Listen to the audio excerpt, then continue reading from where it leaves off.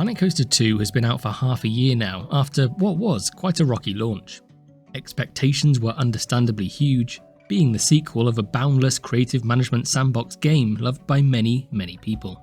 When the bar is set so high, disappointment is almost inevitable and you're always going to upset someone. Unfortunately, that someone was what seemed like everyone, and led to a mixed response on Steam after launch that remains to this day.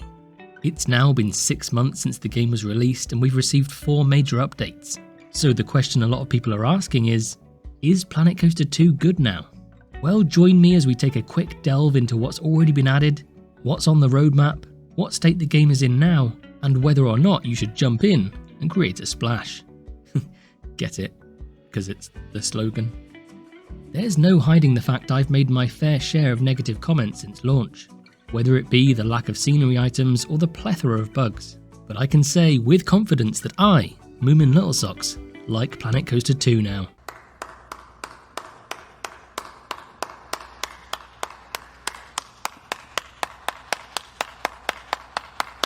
Okay, it's not that I didn't like it before, but pretty much all of my complaints have already been remedied. I rarely see any bugs anymore, and the commitment to free content updates is incredibly impressive. We've already received the entire Western pack from Planet Coaster 1, with the promise of the sci-fi and the fantasy packs in the coming months. Assuming they'll complete the set with the pirate theme, we'll have every vanilla theme from the prequel, as well as the 4 additional themes that came with Planet Coaster 2 at no additional cost. So just to recap, that's aquatic, mythology, Viking, resort, Western, sci-fi, and fantasy, with the likelihood of pirate coming too. Not a bad bunch of themes for the base game. My only hope is that they continue the theme, pardon the pun, with the rest of the core DLC content like Studios, Adventure and Spooky. We already know that Frontier lost the rights to the Ghostbusters IP, which I'm not concerned about, although that pack did have some fantastic build pieces, but I digress. It may be optimistic of me to expect these prequel DLCs as free updates, but I'd equally settle for them as new DLCs for the sake of £8 or $10 to you guys in the Americas. With each of these updates, they've also been throwing in the odd returning flat ride and de-themed versions of existing coasters, following community feedback. And that's the critical thing. Community feedback.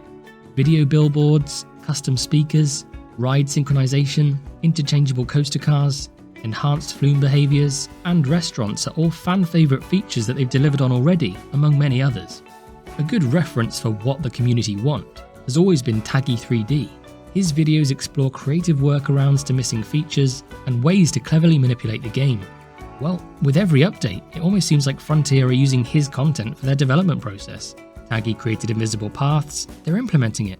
Taggy created round path stamps, we're getting them. And my goodness, we can finally toggle curbs. All I need now is gridded queues and I'll be happy. I'll leave a link to Taggy 3D in the description. So, what else have we got to look forward to? Well, this month, along with the sci-fi pack, we're getting security guards, cameras, and rock and glass colour customization. Whilst next month we're getting souvenir shops and finally, on-ride photos. We've only been asking since 2016. How the on-ride photo system will be implemented, we don't know. Only that the photos will be sold at a connected souvenir shop. I would like to imagine it's a standalone piece that can be connected to the ride trigger sequence rather than a set track piece. This would give us the freedom to position our ride camera wherever we want. But either way, I'm just glad they're adding it. Finally, completing the June update will be the fantasy theme, as alluded to by Adam's incredibly subtle remark that went something like this. I want to say that I think it's a real fairy tale come true for me to be able to add this extra update on to the spring roadmap as well. It's really come true. We had a plan. Yeah. We weren't gonna.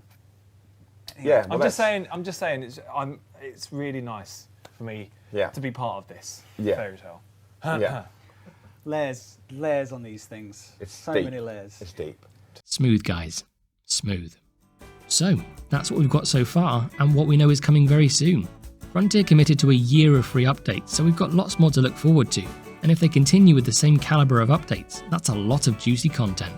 I'm well aware this video comes across as a paid promo, and as much as I wish I was sponsored by Frontier, I am not. I'm just grateful the game is truly turning into what we all hoped it would be, and I genuinely look forward to the future development.